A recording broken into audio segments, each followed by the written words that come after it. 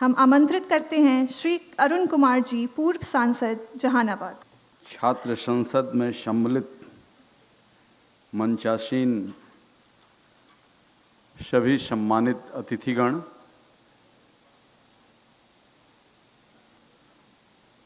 और स्वयं से इस समूह में सम्मिलित हुए छात्र नौजवान साथी, अंकित कुमार ने एक बड़ा चैप्टर खोला है और कई तरह के अवरोधों के बावजूद यह आगे बढ़ता जा रहा है। यह बिहार की राजनीति के लिए और बिहार के सामाजिक उत्थान के लिए एक शुभ संकेत है। मैं पटना विश्वविद्यालय का छात्र रहा हूं और विभिन्न विषयों पर विश्वविद्यालय के अंदर विभिन्न वादों प्रतिवादों के लोग इसमें भागीदार होते थे।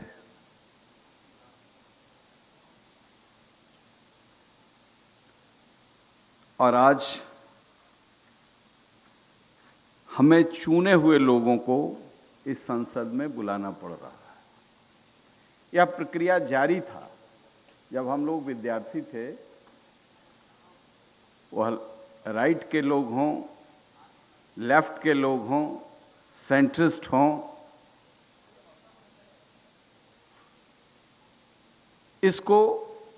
इससे बल मिलेगा, इस संसद से बल मिलेगा। ऐसे तो केंद्रीय विद्यालय में छात्र संसद का आयोजन होता है और कई केंद्रीय विद्यालयों में मैं उसका हिस्सेदार भी बना हूँ। तो ये छात्र संसद का मतलब है कि आप विभिन्न पहलुओं पर चिंतन करें, नज़र रखें, जीवन को एकांगी न बनाएं। मनुष्य एकांगी यदि होता है तो अराजकता वहीं से जन्म लेता है। यह स्थापित सत्य है। इसलिए हमें बहुआयामी स्वरूप को देखना चाहिए और हमारे सनातन परंपरा में, जिसको लोग हिंदू परंपरा मान लेते हैं, मैं उससे इत्तेफाक रखता हूं। यह परंपरा मानव जीवन के जीने का सर्वोच्च परंपरा है। इसलिए इसके अंदर रसखान भी झांकते हैं। इस्लाम धर्म को मानते हुए इसमें रसखान भी झांकते हैं। इसमें पश्चिम के एनिवेसेंट भी झांकते हैं और यहाँ के लोकतंत्र के बारे में भी दुनिया के जो सकारात्मक सोच के लोग हैं वो चाहते हैं कि यह उत्तरोत्तर लोकतंत्र यहाँ का मजबूत हो। और लोकतंत्र तभी मजबूत होगा क्योंकि यहाँ लोकतंत्र विकसित नहीं हुआ है। यहाँ ट्रांसफर ऑफ पावर हुआ है। जो डेमोक्रेटिक फॉर्म का नहीं था और साम्राज्यवादी शक्तियों का शासन था, उसका ट्रांसफर हुआ है। तो हमारे पूर्वजों ने प्रयास किया कि यह परकोलेट करके नीचे जाए, तो जागरण तो हुआ है, चेतना तो आई है, लेकिन उसे पूंजी ने, जात ने और धर्म ने, सबसे बड़ा दुश्मन पूंजी है, जात और धर्म से भी बड़ा पूंजी है जो लोकतंत्र को कमजोर कर रहा है। जितना अधिक पूंजी लगेगा उतना अधिक लोकतंत्र कमजोर होगा। इसलिए इस संसद में उपस्थित लोगों से और जीवन के हर क्षेत्र के प्रबुद्ध लोगों से निश्चित तौर से इस पर चिंतन करना चाहिए कि यह कमतर कैसे होगा। उत्तरोत्तर बढ़ता जा रहा है, खर्च बढ़ता जा रहा है। आज जब मैं पहली बार निर्दलीय चुनाव लड़ा था गया स्नातक क्षेत्र से, तो हमारा टोटल खर्चा 3.5 लाख रुपया था। आज 1-1 करोड़ रुपया मुखिया के चुनाव में खर्च होता है। लोग बतलाते हैं तो मैं आश्चर्यचकित रह जाता हूं कि आप जिस मुखिया जी को चुने हैं 1 करोड़ रुपए में, आप क्या उम्मीद करते हैं उनसे? कैसे उम्मीद करते हैं? कैसे उनकी सुचिता पर आप प्रश्न चिन्ह खड़ा कर सकते हैं? उनकी सुचिता तो चुनाव में ही स्थापित हो चुका है। इसलिए सबसे बड़ा लोकतंत्र के लिए खतरनाक है पूंजी, और पूंजी से व्यक्तिवादी चरित्र विकसित होता है, समाज कमजोर होता है। जिसमें समाज मजबूत नहीं हो तो लोकतंत्र की कल्पना भी नहीं कर सकते। आज व्यक्ति समाज को हाँक रहा है, व्यक्ति पर समाज का नियंत्रण नहीं है, और जिस समाज में व्यक्ति से समाज चलता हो, यह भी अराजकता का एक सबसे बड़ा कारक है। लेकिन इसमें हम बहुत सारे विकास के आयामों को तय किए हैं। ठीक है, डॉक्टर साहब ने कहा चंद्रमा पर भी गए हैं, और चंद्रमा पर पहुंचाने में ऐसे लोग भी हैं जो गरीबी और गुर्बत से लड़ रहे थे, जिनके 2 पीढ़ी के लोग जानते नहीं थे कि। तो सबसे बड़ा सवाल है शिक्षा। अभी एक इसरो का वैज्ञानिक जो गया का है, जिसको महामहिम राज्यपाल ने सम्मानित किया, मैं उस परिवार को जानता हूं। बंटवारे में सब लोगों ने, भाई ने बांट दिया, कैसे कर्ज लेकर के आटा चक्की का मिल पति पत्नी चलाया और उसे बेटे को पढ़ाया, और बेटा वैसे जगह से पढ़ा जहां सर्टिफिकेट से मिलता है, पढ़ाई नहीं होती है। उन विद्यालयों से उसकी शिक्षा हुई है, और वह इसरो का वैज्ञानिक है। तो जो सबसे बड़ा जिस काम को डॉक्टर साहब कर रहे हैं, लौट करके इंग्लैंड से आकर के यहाँ की गरीबी को महसूस किया, और शिक्षा का जो सबसे बड़ा फलक है, जहाँ काम करना चाहिए, इन्होंने शुरू किया है। सब लोगों को इस पर ध्यान देने की जरूरत है।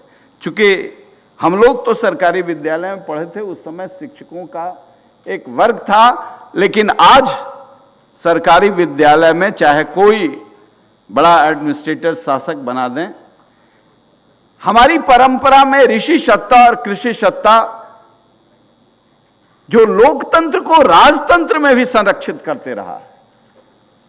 हमारे के यहां किसान खेती लाभ के लिए नहीं करते थे, लोगों के स्वस्थ रहने के लिए करते थे। जैसे आज मिलावट दवाइयों में है, मिलावट भोजन में है, मिलावट पानी में है, लेकिन कभी अनाज में मिलावट, जहरीला अनाज कभी किसान पैदा नहीं करता था। आज उस दिशा में बढ़ गया है। जहरीला अनाज लोग पैदा करते हैं लाभ के लिए, और हमारा कृषि सत्ता कभी लाभ के लिए नहीं था। ऋषि सत्ता और कृषि सत्ता, ऋषि सत्ता का मतलब गुरु परंपरा। हम जब पटना विश्वविद्यालय के छात्र थे, और आज उस समय भी पराभव शुरू हो गया था। हमारे वाइस चांसलर थे आचार्य देवेंद्र नाथ शर्मा। कैवेंडिश हॉस्टल में, मैं बीएन कॉलेज का विद्यार्थी था साइंस का, और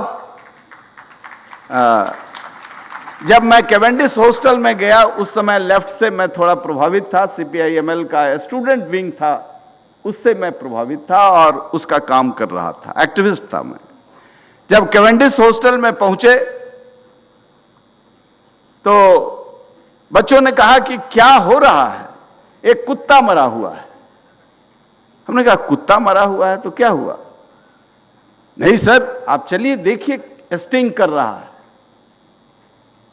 तो हमारा भी बाल मन, हम सेकेंड ईयर के विद्यार्थी थे, हम कहे चलो वीसी साहब के। आचार्य देवेंद्र नाथ शर्मा बगल में रहते थे।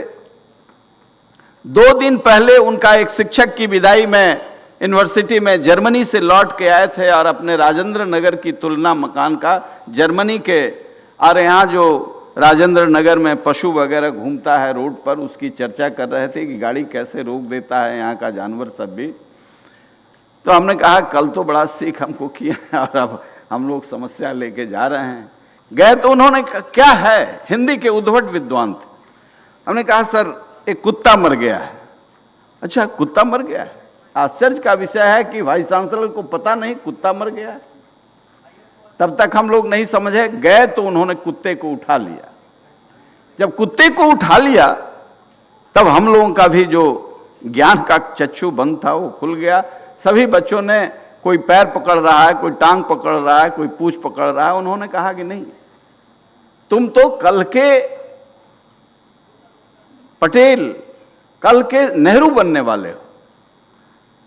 और भाई चपरासी इस काम के लिए थोड़े बना है, सुप्रिंटेंडेंट और वार्डन इस काम के लिए थोड़े बने।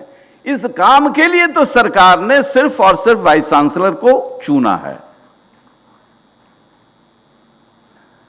अब ये बात ऐसी लगी कि एक शिक्षक, मैं संसद में या सड़क पर कहीं भी या आपके भी चर्चा करता हूं तो मैं समझता हूं कि शिक्षक का कितना विराट व्यक्तित्व था।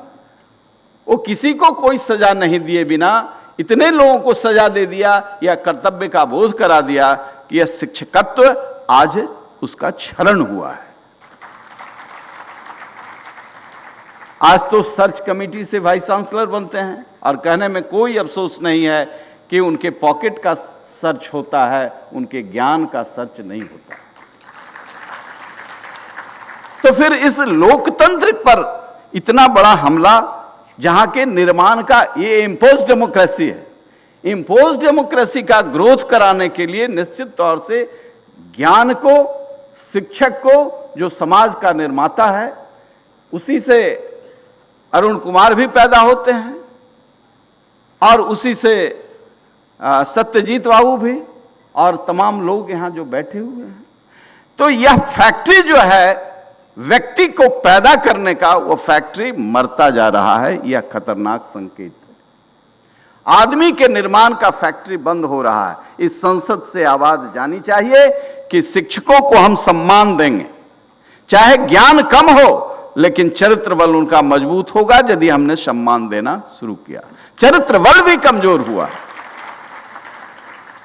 और इसके लिए जरूरी है कि सामाजिक सत्ता और राजनीतिक सत्ता पूर्ण सम्मान दे शिक्षकों को। और जिस दिन शिक्षक का निर्माण शुरू हो गया तो मैं समझता हूं कि हम लोगों का काम सरल हो जाएगा और भावी पीढ़ी को, यानी आपको हम लोग कष्ट देकर के नहीं जाएंगे, कुछ अच्छा काम करके जाएंगे। सबसे बड़ा संकट है, सबसे बड़ी समस्या है युवाओं के सामने। हम किसको रोल मॉडल माने? हम रोल मॉडल मानते किसको हैं? इसलिए मैं इतना ही कहना चाहूंगा कि यह प्रक्रिया या क्रम या फलक वहीं से मजबूत हो सकता है और उसके लिए हमें चिंता करना चाहिए। यह इतने तरीके की अराजकता पैदा कर रहा है जिसकी कल्पना कोई पुलिस से नहीं संभव है, जिसको बदलने का कोई रिफॉर्म नहीं हो सकता है।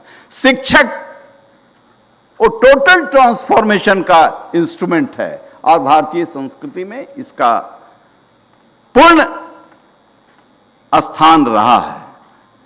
तो हम विद्यालय से लेकर के विश्वविद्यालय तक जहां आदमी का निर्माण होता है, इस फलक को जितना मजबूत करेंगे लोकतंत्र मजबूत होगा। यह इम्पोज डेमोक्रेसी, एक घटना की चर्चा हमारे बिहार से ही थे, बलराम भगत स्पीकर थे और पार्लियामेंट्री प्रैक्टिस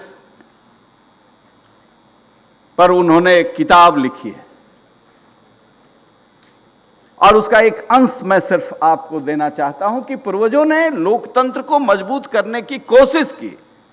किसी काल खंड में कमजोर हुआ, मजबूत हुआ, अब उस पर विवाद में मैं नहीं जाना चाहता हूं। आज भी निर्माण हो रहा है। मालवंकर थे, ये विठल भाई पटेल थे स्पीकर, और पंडित नेहरू प्राइम मिनिस्टर थे। पंडित नेहरू के इंफॉर्मेशन के बिना जो कुछ मिलने वाले लोगों में विट्ठल भाई पटेल का भी नाम था। तो लोगों से मिलते मिलते उन्होंने पूछा कि और कौन कौन लोग हैं, तो कहा कि विट्ठल भाई पटेल। तो कहा कि स्पीकर, तो उन्होंने कहा कि जी, कहा it is nonsense, who has given appointment to the speaker, who has given? He is the custodian of 542 MPs of parliament. How I can call parliament to my house?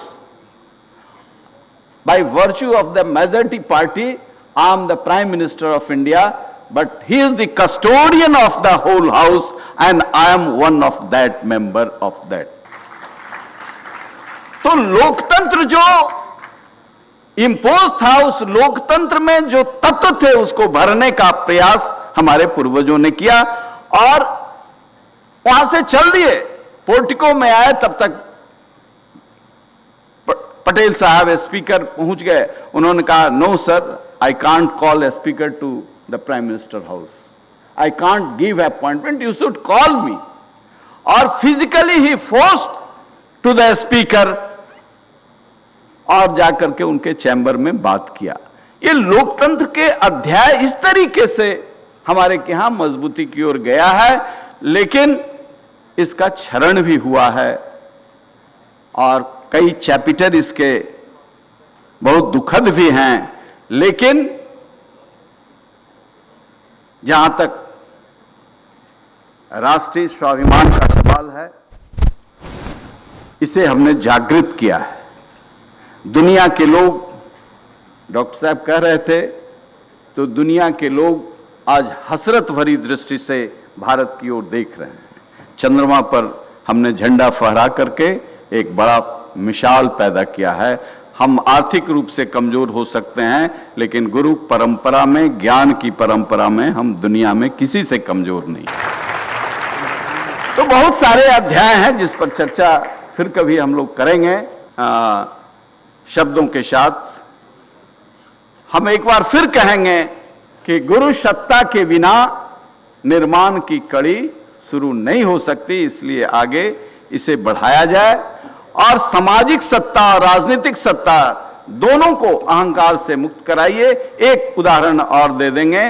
Patna विश्वविद्यालय के वाइस चांसलर की तलाश के लिए यहाँ के मुख्यमंत्री, प्रथम मुख्यमंत्री डॉक्टर श्री कृष्ण सेन इलाहाबाद यूनिवर्सिटी में जाकर के निवेदन किया, आचार्य आपकी जरूरत है बिहार को निर्माण का, आप चलें, और जाकर के वहां से वाइस चांसलर को लाए। अद्भुत वाइस चांसलर, उन्होंने अपने को प्रूव किया और आज इन्हीं शब्दों के साथ